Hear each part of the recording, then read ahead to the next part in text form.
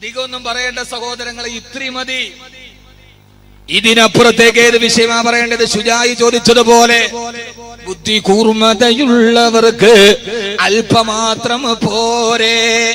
ശുജായി മൊയ്തു മുസ്ലിയാർ ചോദിച്ചു, ബുദ്ധിയുള്ളവർക്ക് അല്പമാത്രം പോരെ, ബുദ്ധിയുള്ളവർക്ക് അല്പം മതി. അള്ളാഹു നമ്മുടെ ഭാര്യമാരെ ആ രീതിയിൽ അള്ളാഹു ആക്കി തരുമാറാകട്ടെ. ഭാര്യ എന്ന് പറയുന്നത് മാറ്റക്കച്ചവടമല്ല. ഒന്ന് ഇഷ്ടപ്പെട്ടില്ലെങ്കിൽ അള്ളാഹു ഒരു മനുഷ്യന് അപലക്ഷണം ഉണ്ടെങ്കിൽ 3 കാര്യത്തിലേ ഉള്ളൂ. ഒരു മനുഷ്യന് ജീവിതത്തിൽ അപലക്ഷണമുണ്ട് എങ്കിൽ അത് 3 കാര്യത്തിലാണ്. ഒന്ന് വീട്, അല്ലേ? അശ്ഉമു അലാ സലാസത്തി, അല്ലേ? അങ്ങനെ ഹദീസ് എന്ന് എനിക്ക് തോന്നുന്നു, ഞാൻ ഓതിയ സമയത്തുള്ള ഓർമ്മ, പിന്നെ തുറന്നിട്ടില്ല. മിഷ്കാത്തിലെ ഹദീസിന്റെ ഷറഹിൽ പറയുന്നുണ്ട് അശ്ഉമു, അല്ലേ? മിഷ്കാത്ത് മിഷ്കാത്തിന്റെ ഷറഹില് പണ്ടങ്ങാണ്ട് ഓതിയതാണ്. ഈ വാത് പറച്ചിലല്ലാതെ വേറൊന്നിന് സമയം കിട്ടൂല. അപലക്ഷണം എന്ന് പറയുന്നത് 3 കാര്യത്തിലാണ്. 3 കാര്യം ഒരു പുരുഷൻ ഒത്തു കിട്ടിയാൽ അവൻ ലോകത്തിലെ വിജയിയാണ്. ഒന്ന്, വീട്, നല്ല വീട്, സമാധാനമുള്ള സന്തോഷമുള്ള വീട്. ചില വീടുകൾ വെച്ചാൽ ചില ആളുകൾ അതോടെ തകർന്നു പോകും. തൃശ്ശൂർ ജില്ലയിൽ ഒരു വീടുണ്ട്, ഞാൻ കാണാൻ വേണ്ടി പോയി. ആ മനുഷ്യന് ഗൾഫിൽ നല്ല കായുണ്ടായപ്പം വെച്ച വീടാണ്. പണി തുടങ്ങി, 32 ബെഡ്റൂമാണ്. എത്ര? ഒരു ബെഡ്റൂമിടെ കയറിയാൽ പിന്നെ ഇറങ്ങണ എതിരാന്ന് അറിയില്ല. അതിനകത്ത് കയറിയാൽ നമുക്ക് വഴി തെറ്റി പോകും. അത് പണിത് വാർത്തൊക്കെ തീർന്നു. 32 ബെഡ്റൂമുണ്ട്. ആ സമയത്താണ് അന്ന് ദുബൈയില് UAE എക്കോണമിക് ക്രൈസിസ് ഉണ്ടാക്കുന്നത്. സാമ്പത്തിക പ്രതിസന്ധി ആദ്യത്തെ, അതോടെ അത് തിന്നു. ഇപ്പോ അത് പൂർത്തിയാക്കണമെങ്കിൽ 6 കോടി വേണം. ഇനി അത് വിൽക്കാന്ന് വിചാരിച്ചാൽ വേറൊരുത്തം വാങ്ങിക്കൂല. അങ്ങനെ തന്നെ കിടപ്പുണ്ട്. വീടൊക്കെ വെക്കുന്ന കാര്യത്തിൽ നമുക്ക് ചില പ്ലാനും പദ്ധതിയൊക്കെ ഉണ്ട്. ഇങ്ങനെ അങ്ങോട്ട് നമ്മളങ്ങനെ ആവാൻ പാടില്ല. അതിനിയൊട്ടൊരാൾ മേടിക്കുവോ? ഇല്ല. ഇനി അത് പൂർത്തിയാക്കാൻ പറ്റുമോ? ചിരിക്കാനും പറ്റൂല, കരയാനും പറ്റൂല. യഥാർത്ഥത്തിൽ മതിയായ സൗകര്യങ്ങളുള്ള ഒരു വീട്, അൽഹംദുലില്ലാഹ് തെറ്റൊന്നുമില്ല. പക്ഷേ ഒന്ന് വീടാണ്. 2, അള്ളാഹു നമ്മുടെ വീട് നല്ല വീടാക്കി തരട്ടെ. ചില വീടുകളിൽ ചില പ്രയാസങ്ങളൊക്കെ ഉണ്ടാവും, അത് മാറ്റാൻ വഴികളുണ്ട്, ആ വഴി പോയിക്കോളൂ. 2, വാഹനം, വാഹനം, നല്ല ഒരു വാഹനം. നമ്മൾ പറയില്ല ആ വണ്ടി നല്ല ബറക്കത്താണ്, ഓ ആ വാഹനം എന്താ ഒരു ബറക്കത്ത്. അങ്ങനെയുണ്ട്, ഒരു ബറക്കത്തുള്ളൊരു വാഹനം കിട്ടുക. ചില ആളുകൾ ചില വണ്ടിയൊക്കെ എടുത്ത് അതോടെ അവന്റെ ജാതകം തന്നെ തിരിച്ചെഴുതും. പിന്നെ ആളുകൾ ഹിന്ദുക്കളൊക്കെ പറയാറുണ്ട്, നമുക്ക് പിന്നെ ജാതകം എണ്ണാൻ കിട്ടുന്നില്ല, അവൻ അതോടെ തീർന്നു. ചില 12-10 SC ലോറിയൊക്കെ എടുത്താൽ ചിലപ്പോൾ അവൻ തീരണ അതിനകത്ത്.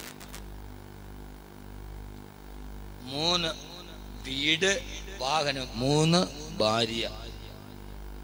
ഈ ഭാര്യ എന്ന് പറയുന്ന സാധനം കിട്ടിയാ കിട്ടിയതാണ്, ഇല്ലെങ്കിൽ തുഷീബുക്ക കബില മഷീബിക്ക.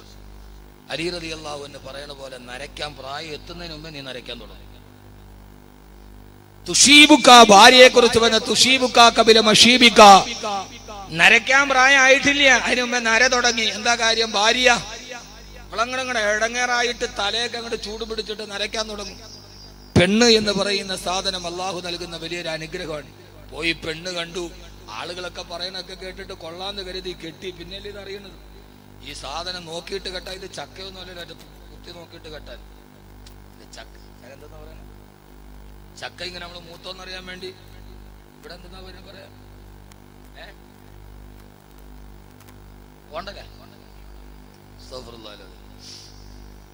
എന്തായാലും ഈ ചക്ക പ്ലാവി കിടക്കുമ്പോ മൂത്തോന്നറിയാം, ഇങ്ങനെ കമ്പി വെച്ചിട്ട് അത് ചൂഴ്ന്ന് നോക്കും.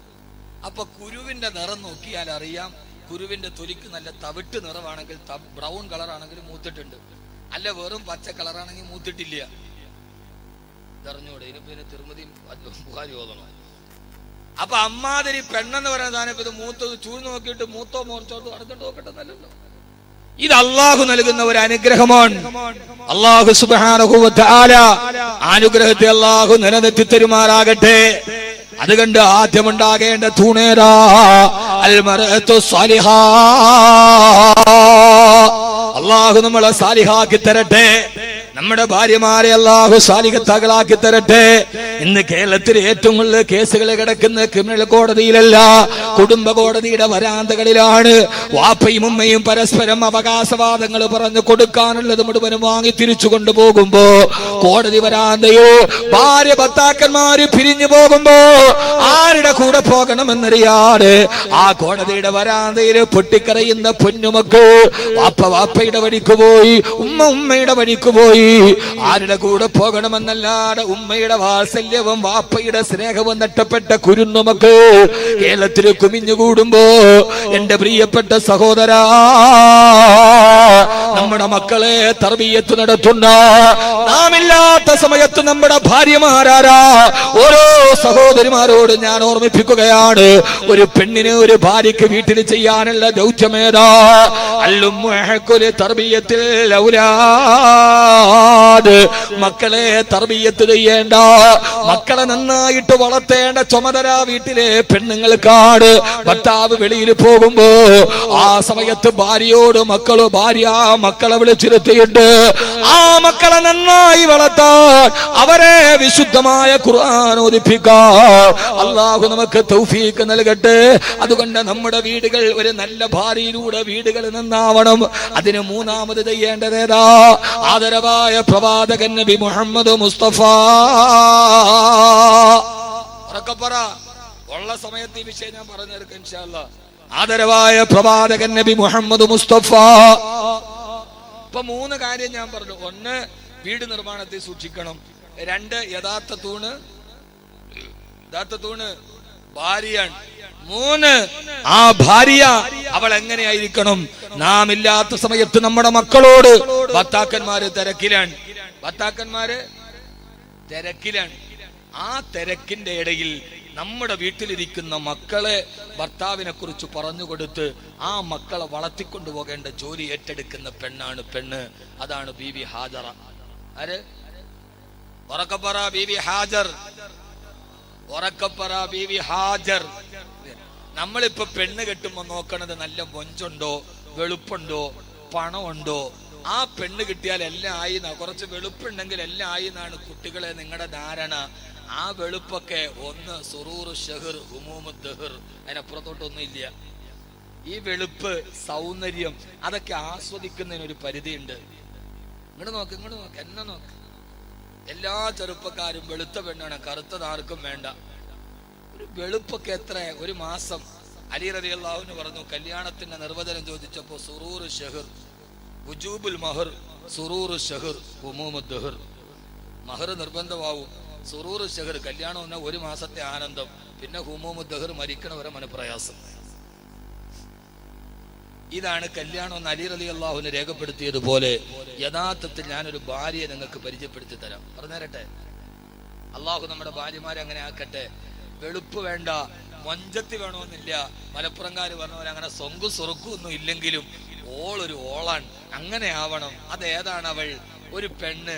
എൻ്റെ പൊന്ന് കാസർഗോഡ് കുട്ടികളെ, നിങ്ങളോട് വലിയ ഇഷ്ടത്തിൽ ഞാൻ പറയാം, സൗന്ദര്യം മാത്രം നോക്കരുത്. കാരണം അസാ ഹുസ്നുഹുന്ന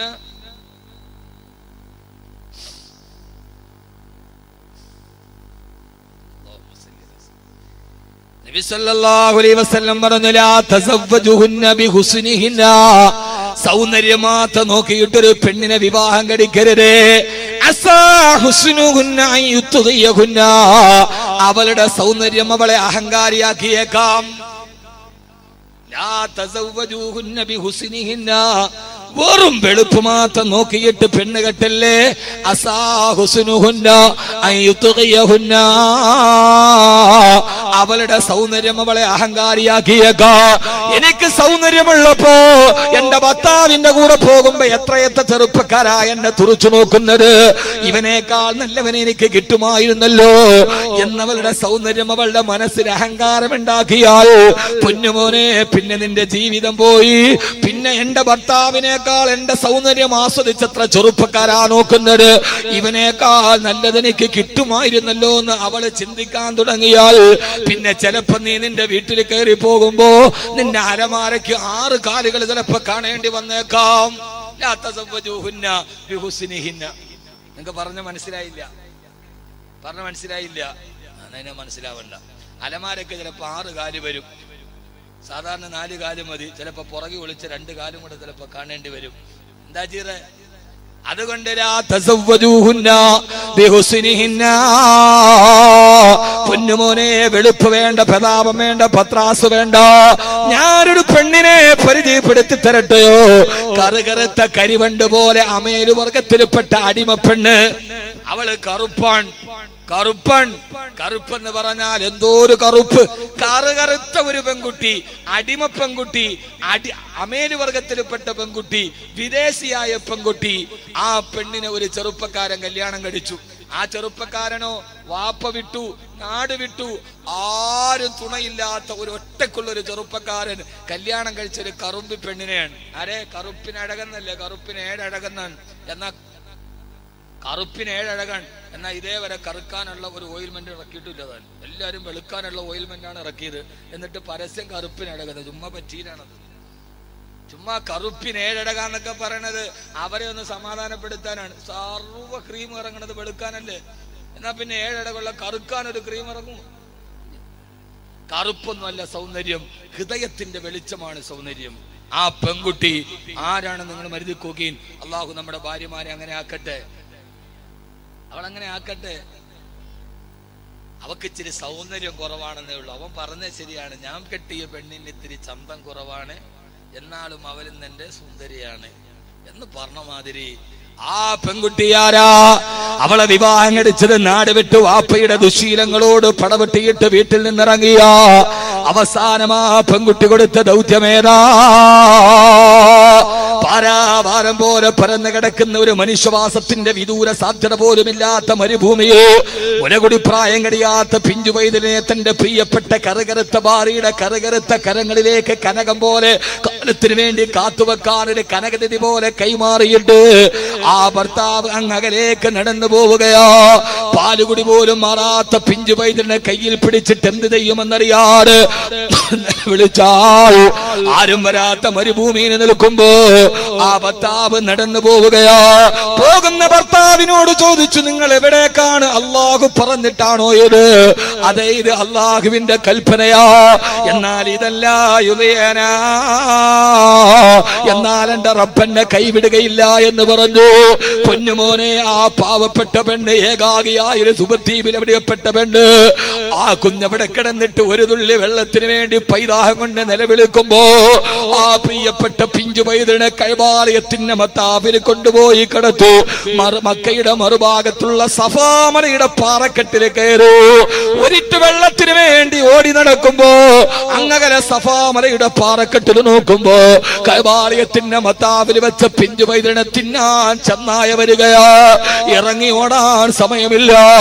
ആരുമില്ലാത്ത മരുഭൂമിയിൽ ഭർത്താവ് ഉപേക്ഷിച്ചിട്ട് പോയ പിഞ്ചു പൈതലിന് ചെന്നായ തിന്നാൻ പോകുമ്പോ സഫാമലയുടെ കരിമ്പാറക്കെട്ടിന്റെ മുകളിലിരുന്നിട്ടൊരു പാവപ്പെട്ട ഭാര്യ ആകാശത്തേക്ക് കൈകളിയെത്തി, റബ്ബേ, എന്റെ പൊന്നുമോനെ നിന്നെ ഏൽപ്പിച്ചിട്ടാണ് ഹാദറ ഈ പാറക്കെട്ടിൽ വന്നത്. എന്റെ പൊന്നുമോന് പൈതാഹത്തിന് ജലം കൊടുക്കാൻ ആ ചെന്നായെ സിട്ടിച്ചത് നീയാ, എന്റെ കുട്ടിയെ ഒറ്റക്കാക്കിയത് നീയാ. ഹസ്ബി അല്ലാ, എനിക്കെന്റെ റബ്ബ് മതി. പൊന്നുമാറേ, കാസർഗോട്ടെ പ്രിയപ്പെട്ട സഹോദരിമാരോട് ഭർത്താവിന്റെ ചാരത്തോട്ടണഞ്ഞ ഒരു പെണ്ണ് കടിക്കാമെന്ന് ചെന്നായ വെള്ളവും കൊണ്ട് ഉമ്മ വരുന്നത് വരെ ആ കുഞ്ഞിന് കാവലിരിക്കുമ്പോ ആ കയ്യിൽ കെട്ട മരുഭൂമിയിൽ കിട്ടിയ ചോര പൈതലിന് 9 വയസ്സ് വരെ വളർത്തി ഉമ്മ. 9 വർഷം ചരിത്രത്തിന്റെ പിൻബല പ്രകാരം 9 വർഷം കഴിയുമ്പോ അന്ന് ഉപേക്ഷിച്ചു പോയ ഭർത്താവ് വരികയാണ്. വന്നവിടെ വന്നപ്പോ പ്രിയപ്പെട്ട ഉപ്പാനെ കയ്യിൽ പിടിച്ച് സ്വീകരിച്ചിരുത്തി മകനായി ഇസ്മായിൽ. ഉപ്പയോട് പരിഭവം പറഞ്ഞില്ല, ഉപ്പയോട് പരാതി പറഞ്ഞില്ല. ഉറങ്ങിക്കിടന്ന് എഴുന്നേറ്റ് പറയുന്നു, ഉപ്പാ, ഓ ഹാദറ, അല്ലാഹു നമുക്ക് തന്ന പൊന്നുമോന്റെ കരുത്തിറക്കണം. ചിന്തിച്ചു നോക്ക്, ഇത് വിക്ടറി യുഗോടെ നാടകമല്ല, ഇത് ഷെർലക് ഹോംസിന്റെ കഥാപാത്രമല്ല, ഇത് KPSCയുടെ നാടകമല്ല. എഴുന്നേറ്റ് പറയുമ്പോ 8 വർഷം നിങ്ങൾ എവിടെയാന്ന് ചോദിച്ചില്ല. ഞാൻ വളർത്തിയ എന്റെ കുഞ്ഞിനെ തരൂലാന്ന് പറഞ്ഞില്ല. പടച്ചിറപ്പ് പറഞ്ഞതല്ലേ കൊണ്ടുപോയിക്കൊള്ളൂ. മൂർച്ചയുള്ള പിച്ചാത്തിപ്പിടിയും വലത്തെ കയ്യിൽ തിരികെയിട്ട് തന്റെ പൊന്നുമോന്റെ കൈ പിടിച്ചിട്ട് ഭർത്താവ് പോകുമ്പോ വാതിൽ പടിയിൽ നിന്ന് പൊട്ടിക്കരഞ്ഞില്ല പെങ്ങള്. മാനത്തട്ടകസിച്ച് നിലവിളിച്ചില്ല. ചരിത്രം പിന്നെയും ഗതിമാറുകയാണ്.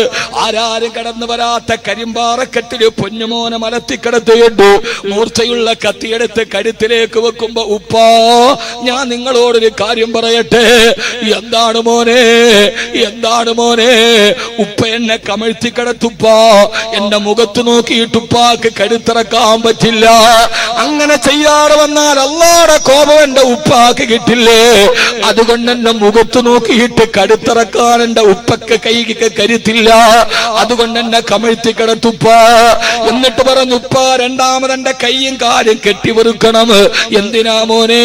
എന്റെ കഴുത്തിറത്തിട്ട് വേദന കൊണ്ട് പൊന്നുമോൻ കൈകാലിട്ടടിച്ച് പിടയുമ്പോ ഉപ്പാടെ മനസ്സ് പതറിപ്പോകും ഉപ്പ. അതുകൊണ്ട് എന്റെ കൈയും കാലും കെട്ടിവെക്കണേ. മൂന്നാമത് പറഞ്ഞു ഉപ്പാ ഉപ്പാ ഞാൻ എന്റെ കഴുത്തിറത്ത് കളഞ്ഞാൽ പിന്നെ എന്റെ രക്തം പറ്റിയ കുപ്പായം എന്റെ ഉമ്മ ഹാദറയെ കാണിക്കരുത്.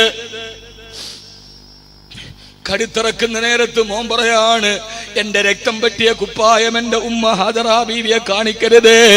എന്റെ ഉമ്മാക്കത് സഹിക്കാൻ കഴിയില്ല ഉപ്പാ. ഞാൻ എന്റെ പ്രിയപ്പെട്ട സഹോദരങ്ങളോട് ചോദിക്കട്ടെ, ഞാൻ നിങ്ങൾ അടക്കമുള്ള ഭർത്താക്കന്മാരോട് 9 വർഷക്കാലം ഭർത്താവ് ഫലസ്തീനിൽ കിടക്കുമ്പോ തിരിച്ചു വന്ന് കഴുത്തു വെട്ടാ നേരത്ത് ഉപ്പാ എന്ന് പറഞ്ഞിട്ട് ഉപ്പാടെ കത്തിക്ക് മുന്നിൽ കഴുത്തു നീട്ടിക്കൊടുക്കുന്ന അനുസരണയുള്ള മകനെ ഈ 9 വർഷം കൊണ്ട് ഇബ്രാഹിം നബിക്ക് കൊടുത്തതാരാ? അത് മറ്റാരുമല്ല, തന്റെ ഇബ്രാഹിം എന്ന ഭർത്താവ് അകലെ കിടക്കുമ്പോ ഓരോ സമയത്തും തന്നെ മകനായ ഇസ്മായിലിനോട് പൊന്നുമോനെ ഉപ്പ നമ്മളെ ഇട്ടിട്ട് പോയെന്ന് പറഞ്ഞ് ഉപ്പയെ വെറുക്കരുത്. ഉപ്പ അല്ലാഹുവിന്റെ ദീനിന് വേണ്ടി പോയതാണ്. ഉപ്പ പാവമാണ് മോനെ, ഉപ്പ പാവമാണ് മോനെ. ഉപ്പയില്ലാത്ത സമയത്ത് ഉപ്പാടെ കട്ടതയുടെ കഥകൾ പറഞ്ഞു കൊടുത്തു ഉപ്പയുടെ മനസ്സിൽ സ്നേഹം കൊടുത്ത ആ മനസ്സിൽ ഉപ്പയെ ചിരപ്പതിട്ട് നടത്തിക്കൊടുത്ത ഭാര്യ ഹാജറ. പെങ്ങളെ ചെറുപ്പക്കാരാ, നമ്മുടെ വീടിന്റെ ബലവത്തായ തൂണത നമ്മൾ നമ്മുടെ വീട്ടിലില്ലാതിരിക്കുമ്പോ ഓരോ സമയത്ത് ഭക്ഷണം വിളമ്പി മക്കളുടെ മുമ്പിൽ കൊടുക്കുമ്പോ മക്കള് ഈ ഭക്ഷണം ഏതെന്നറിയോ? വാപ്പ ഗൾഫിൽ കിടന്ന് ചുട്ടുപൊള്ളുന്ന മണലാരണ്യത്തിൽ കിടന്ന് കട്ടപ്പെട്ടുണ്ടാക്കിയ പൈസയാണിത്. നമ്മുടെ വാപ്പ മത്തിക്കച്ചവടം മത്സ്യക്കച്ചവടം നടത്തി ഉണ്ടാക്കി തന്ന പൈസയാണിത്. പൊന്നുമോനെ ഈ ചോറ് നിന്റെ വാപ്പ ബേക്കലങ്ങാടിയിൽ ഓട്ടോറിച്ച് ഓടിച്ചിട്ടുണ്ടാക്കിയതാ. നിന്റെ വാപ്പ ഈ ഒരു തരി ചോറിന് വേണ്ടി എത്ര കട്ടപ്പെട്ടിട്ടുണ്ടെന്നറിയോ കൺമണിയെ? പള്ളിയില് ബാങ്ക് വിളിച്ച് മുഴുവൻ ആളുകളുടെയും ആട്ടുതുപ്പും കേട്ട് ജോലി ചെയ്ത് നിന്റെ ഉപ്പ ഉണ്ടാക്കി തന്നതാണിത് എന്ന് ഉപ്പയില്ലാത്ത സമയത്ത് ഉപ്പാന്റെ കടങ്കഥകളും ഉപ്പാന്റെ ദുഃഖങ്ങളും പറഞ്ഞു കൊടുത്ത് ആ ഉപ്പാടെ സ്നേഹം മനസ്സിലുണ്ടാക്കി കൊടുക്കുന്ന ഒരു ഹാദറയെ പോലെ ഒരു ഹാദറയെ കിട്ടിയ അല്ലാഹുവിന്റെ ഖുർആൻ അതാണ് പറഞ്ഞത്. ആ രീതിയിൽ നിനക്ക് നിന്റെ ഹാദറയെ കിട്ടുക. എന്നിട്ട് നിന്റെ മക്കളെ നന്നായിട്ട് വളർത്തുക. വാപ്പ ഗൾഫിൽ കിടക്കുമ്പോഴും മക്കളെ നന്നാക്കി വളർത്തുക. അങ്ങനെ ഒരു ഭാര്യയായി മാറാൻ എന്റെ പ്രിയപ്പെട്ട ബേക്കല പെണ്ണുങ്ങളോട്. അങ്ങനെ ഒരു ഭാര്യ എങ്ങനെയാകണം? ഭർത്താവില്ല, അവൻ പാവപ്പെട്ടവൻ ഗൾഫിലാണ്, അല്ലെങ്കിൽ അവൻ ജീവിതത്തിൽ വിദൂരത്താണ്. ആ സമയത്ത് തന്നെ മക്കളെ പഠിപ്പിച്ചു കൊടുക്കുന്ന കേരളത്തിന്റെ ആത്മീയതയുടെ ഏറ്റവും വലിയ താരകമായ കടലുണ്ടിപ്പുഴയുടെ തീരങ്ങളുടെ തൊട്ടടുത്ത് ഈ ലോകത്തിന് ശാന്തിയുടെ മന്ത്രം പറഞ്ഞു കൊടുത്ത നമ്മുടെ പ്രിയപ്പെട്ട നേതാവ് പാണക്കാട് സയ്യിദ് മുഹമ്മദ് അലി ശിഹാബ് തങ്ങളുടെ പൊന്നുമോന് വാപ്പയെ നടനത്തിലും പാപത്തിലും അതേപടി അനുഗ്രഹിച്ച മഹാനായ പാണക്കാട് മുനവ്വർ അലി ശിഹാബ് തങ്ങൾ ഗൾഫ് സത്യധാരയുടെ ലോഞ്ചിങ്ങിൽ ഒരു ലേഖനം എഴുതുന്നുണ്ട്. എന്നിട്ട് മോനെ എഴുതി വെക്കുകയാണ് ഉമ്മയെ കുറിച്ച്. എഴുതുന്ന ആരെ കുറിച്ചിട്ടാണ്? ഉമ്മയെ കുറിച്ച്. ഞങ്ങളുടെ പ്രിയപ്പെട്ട ഉപ്പാണ് ഞങ്ങളുടെ ജീവിതത്തിൽ ഞങ്ങൾക്ക് കിട്ടിയിട്ടില്ല. ദേശത്തും വിദേശത്തുമുള്ള ആയിരക്കണക്കിന് ആളുകൾ അവരുടെ പരാതിയുടെയും പരിഭവങ്ങളുടെയും പാണ്ടക്കെട്ടുമായി പാണക്കാട് ചാരുകസേരയിൽ കിടക്കുന്ന ഉപ്പാന്റെ മുമ്പിൽ തിരക്ക് കൂടുമ്പോ രാവിലെ മുതൽ രാത്രി വരെ ആളുകളുടെ പ്രയാസം കേൾക്കാൻ ഉമ്മറപ്പടിയിലിരിക്കുമ്പോ ഉപ്പാനെ ഞങ്ങൾക്ക് കിട്ടാറില്ല. പക്ഷെ ഉപ്പ എത്ര തിരക്കിലാണെങ്കിലും ഞങ്ങളുടെ പ്രിയപ്പെട്ട ഉമ്മ മഗ്രിബ് കഴിഞ്ഞാൽ സൂറത്തുൽ വാഖിഅ ഓതാതെ, സൂറത്ത് യാസീൻ ഓതാതെ ഉമ്മ